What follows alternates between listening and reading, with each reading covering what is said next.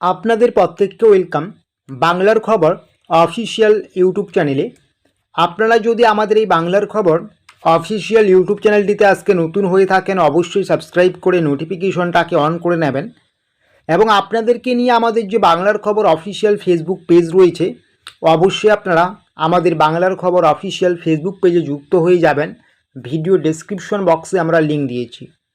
আপনারা প্রত্যেকেই জানেন আজকে রাত পোহালেই কালকে দ্বিতীয় দফায় বিধানসভার নির্বাচন রয়েছে।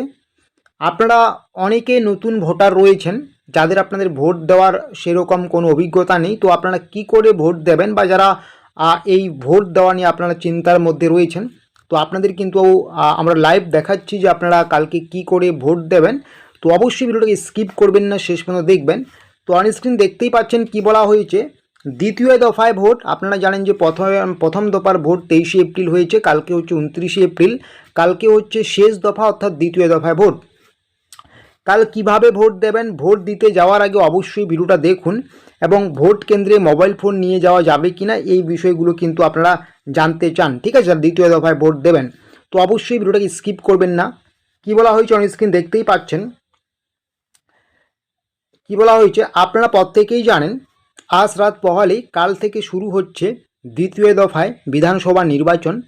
আপনারা যারা নতুন ভোটার রয়েছেন, বা যাদের আপনাদের এই মুহূর্তে ভোট দেওয়ার সম্বন্ধে কোনো অভিজ্ঞতা নেই, আপনারা ভোট কেন্দ্রে গিয়ে কালকে কিভাবে ভোট দেবেন বা ভোটে অংশগ্রহণ করবেন বা আপনার ভোটাধিকার প্রয়োগ করবেন, সেটা আপনাদের আজকে আমরা লাইভ দেখাচ্ছি। তার আগে অবশ্যই আপনাদের আমি বলবো, আপনারা যদি আমাদের এই বাংলার খবর অফিসিয়াল ফেসবুক পেজটিতে যুক্ত না হয়ে থাকেন, অবশ্যই আপনারা কিন্তু আমাদের এই বাংলার খবর অফিসিয়াল ফেসবুক পেজটিতে যুক্ত হয়ে যাবেন। এর ফলে কিন্তু আপনারা রাজ্য সরকার, কেন্দ্রীয় সরকারের সমস্ত রকম গুরুত্বপূর্ণ আপডেটসগুলো পাবেন। তো কালকে আপনারা কি করে ভোট দেবেন সেটাই কিন্তু আপনারা দেখতে পাচ্ছেন। আমরা এখানে একটা ছবি আপনাদের দেখিয়ে দিয়েছি। এই ছবিতে মূলত 8টি ভাগ রয়েছে।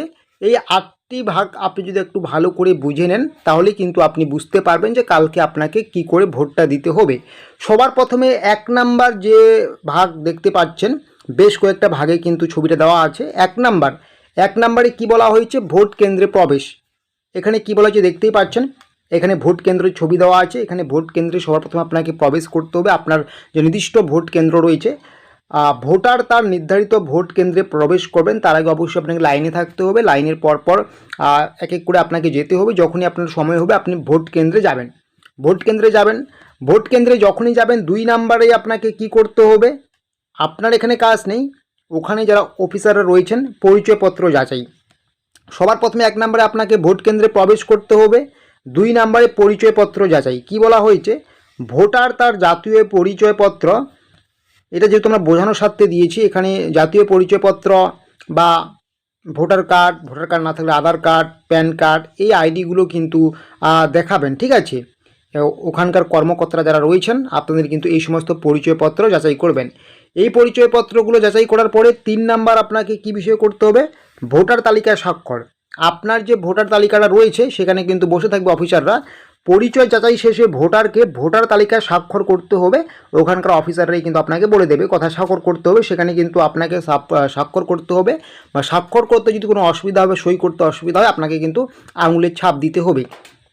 এই আঙুলের ছাপ ভোটার তালিকায় বা সই করার পরে ওখানকার উচ্চপদস্থ অফিসার যারা রয়েছেন, আপনারা কিন্তু 4 নাম্বারে যে বিষয়টা আছে, 4 নাম্বার বিষয়ে আপনার আঙুলে কিন্তু কালি দেবে, ঠিক আছে? কি বলা হয়েছে, স্বাক্ষর করার পর এরপর ভোটারের বাঁ হাতের তর্জনীতে একটা কালি দেওয়া হবে, যেটা দেওয়া হয় আপনারা প্রত্যেকে জানেন, ঠিক আছে? অ্যাকচুয়ালি সেখানে আপনার সমস্ত কিছুই ভাগে ভাগে হবে, আপনাকে কিন্তু শুধু যেতে হবে, ঠিক আছে? তারপর এখানে কি বলা হয়েছে, 5 নাম্বার হচ্ছে ভোট ব্যালেট বা ইভিএম বাক্সে, সেখানে যেতে হবে আপনাকে। সেখানে যাওয়ার পরে কী বলা হচ্ছে, ভোটার ব্যালেট পেপার বা ইভিএম মেশিন গ্রহণ করবেন, বা সেখানে যাবেন, ইভিএম মেশিনের কাছে যাবেন। ইভিএম মেশিনের কাছে যাওয়ার পরে আপনারা কিন্তু এখানে দেখতেই পারবেন, আপনাদের কিন্তু ইভিএম মেশিন যেটা আছে, এখানে কিন্তু আপনার সমস্ত প্রার্থীর নাম থাকবে এবং দলের প্রতীক থাকবে। আপনার পছন্দের প্রার্থী এবং প্রতীক যারা রয়েছে সেখানে কিন্তু রবার বোতাম থাকবে, এই যে আপনারা দেখতেই পাচ্ছেন এরকম ছবি থাকবে।